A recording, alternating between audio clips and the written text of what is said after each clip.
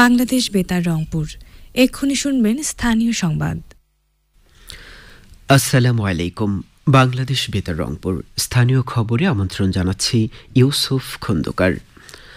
জুলাই গণ অভ্যুত্থানে আহত যোদ্ধাদের সারা দেশে সকল সরকারি হাসপাতালে বিনামূল্যে চিকিৎসা সেবা নিশ্চিত করতে স্বাস্থ্য মন্ত্রণালয়ের হেলথ কার্ড বিতরণ কার্যক্রমের উদ্বোধন করেছেন প্রধান উপদেষ্টা অধ্যাপক ড মোহাম্মদ ইউনূস। গতকাল সন্ধ্যায় রাষ্ট্রীয় অতিথি ভবন যমুনায় এ কার্যক্রমের উদ্বোধন করা হয়।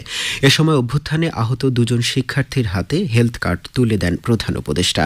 স্বাস্থ্য মন্ত্রণালয় জানায়, জুলাই গণ অভ্যুত্থানে আহত যোদ্ধাদের মধ্যে প্রতি সপ্তাহে নির্দিষ্ট জেলায় হেলথ কার্ড বিতরণ করা হবে। হেলথ কার্ডের উদ্বোধন ঘোষণা করে প্রধান উপদেষ্টা বলেন, এই হেলথ কার্ডের সাহায্যে সবসময় দেশের যে কোনো সরকারি হাসপাতালে কার্ডধারীরা চিকিৎসা সেবা পাবেন। নেই পাশে কেউ যার সমাজ সেবা আছে তার প্রতিপাদ্য নিয়ে আজ পালিত হচ্ছে জাতীয় সমাজ সেবা দিবস। বিভাগীয় নগরী রংপুরে দিবসটি উপলক্ষে নানা কর্মসূচি পালিত হচ্ছে। কর্মসূচির অংশ হিসেবে সকালে রংপুর জেলা স্কুল মাঠ থেকে শিল্পকলা একাডেমি মিলনায়তন পর্যন্ত ওয়াকাথন পালন করা হয়। পরে শিল্পকলা একাডেমি মিলনায়তনে কল্যাণ রাষ্ট্র বিষয়ে মুক্ত আড্ডা, শহীদদের প্রতি শ্রদ্ধা নিবেদন, পুরস্কার বিতরণ ও সাংস্কৃতিক অনুষ্ঠানের আয়োজন করা হয়। জেলা প্রশাসন ও জেলা সমাজ সেবা কার্যালয় এর আয়োজন করে। স্বৈরাচার বিরোধী আন্দোলনে জীবন উৎসর্গকারী শহীদ পরিবারদের মধ্যে সম্মাননা প্রদান ও মুক্ত আলোচনা গতকাল বেগম রোকেয়া বিশ্ববিদ্যালয়ে অনুষ্ঠিত হয়েছে। ইনকিলাব সাংস্কৃতিক সংগঠন আয়োজিত আলোচনা সভায় প্রধান অতিথি ছিলেন বিশ্ববিদ্যালয়ের উপাচার্য প্রফেসর ড মোহাম্মদ শওকাত আলী। এ সময় তিনি ২০২৪ সালের জুলাই আগস্টে বৈষম্য বিরোধী ছাত্র আন্দোলনে নিহত শহীদ পরিবারদের সম্মাননা প্রদান করেন। সুন্দর ও বাসযোগ্য শহর গড়ার লক্ষ্যে যানজট নিরসনে গাইবান্ধা পৌর পার্কের বিজয় স্তম্ভ চত্বরে আজ সকালে এক অনুষ্ঠানের আয়োজন করা হয়। গাইবান্ধা পৌরসভার আয়োজনে এ উপলক্ষে হলুদ ও সবুজ প্লেটযুক্ত ব্যাটারি চালিত অটোবাইক এবং মিশুক যানবাহন চলাচলের উদ্বোধন করেন ডেপুটি কমিশনার চৌধুরী মুয়াজ্জম আহমেদ।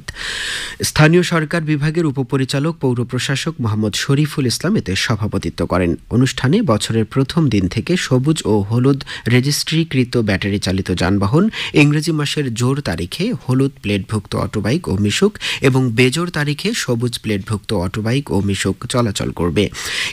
এ নিয়মের ব্যতিক্রম করে হলুদ ও সবুজ প্লেটযুক্ত যানবাহন একই দিনে চলাচল করতে পারবে না। এছাড়া লাইসেন্সবিহীন ব্যাটারি চালিত কোনো যানবাহন পৌর এলাকায় প্রবেশ এবং চলাচল করতে পারবে না। কুড়িগ্রামের চিলমারী উপজেলায় তারুণ্যের উৎসব এবং জাতীয় বিজ্ঞান ও প্রযুক্তি মেলা সংক্রান্ত পৃথক পৃথক দুটি প্রস্তুতি সভা গতকাল অনুষ্ঠিত হয়।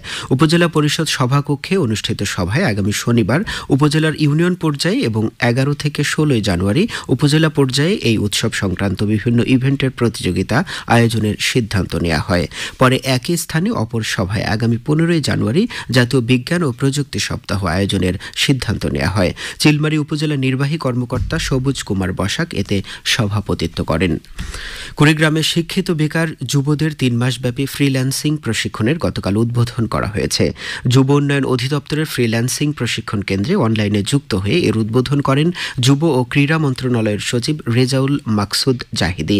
এ সময় প্রশিক্ষণার্থীদের মোটিভেশনাল ক্লাস নেন জেলার ডেপুটি কমিশনার নুসরাত সুলতানা।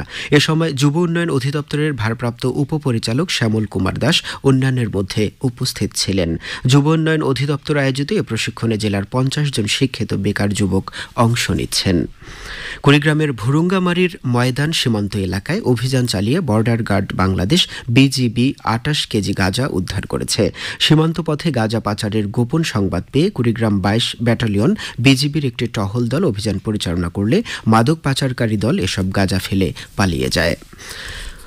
রংপুরের গঙ্গাচড়া উপজেলার গজঘণ্টা ইউনিয়নের গাউছিয়া বাজার যুব সমাজের উদ্যোগে গতকাল এক ঘোড়দৌড় প্রতিযোগিতা অনুষ্ঠিত হয়।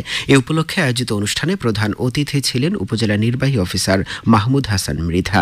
এতে রংপুর, নীলফামারী, দিনাজপুর ও বগুড়া জেলার ২৩টি ঘোড়া অংশ নেয়। প্রতিযোগিতায় রংপুরের তারাগঞ্জ উপজেলার মজনু মিয়ার ঘোড়া প্রথম এবং বদরগঞ্জ উপজেলার শ্যামপুরের মোহাম্মদ মোকাদ্দেস হোসেনের ঘোড়া দ্বিতীয় স্থান অধিকার করে। খেলা শেষে বিজয়ীদের মাঝে পুরস্কার বিতরণ করা হয়। সবশেষে আবহাওয়া। আজ সন্ধে 6টা পর্যন্ত পূর্বাভাসে বলা হয়েছে সকাল 10টা থেকে পরবর্তী 2 থেকে 3 ঘন্টা দেশের নদী অববাহিকার কোথাও কোথাও মাঝারি থেকে ঘন কুয়াশার কারণে দৃষ্টিসীমা 500 মিটার কিংবা তারও নিচে নেমে আসতে পারে। এসব এলাকার নৌযানগুলোকে সাবধানে চলাচল করতে বলা হয়েছে, তবে কোনো সংকেত দেখাতে হবে না। খবর শেষ হলো। আমাদের পরবর্তী স্থানীয় খবর প্রচারিত হবে বেলা 2টা 5 মিনিটে।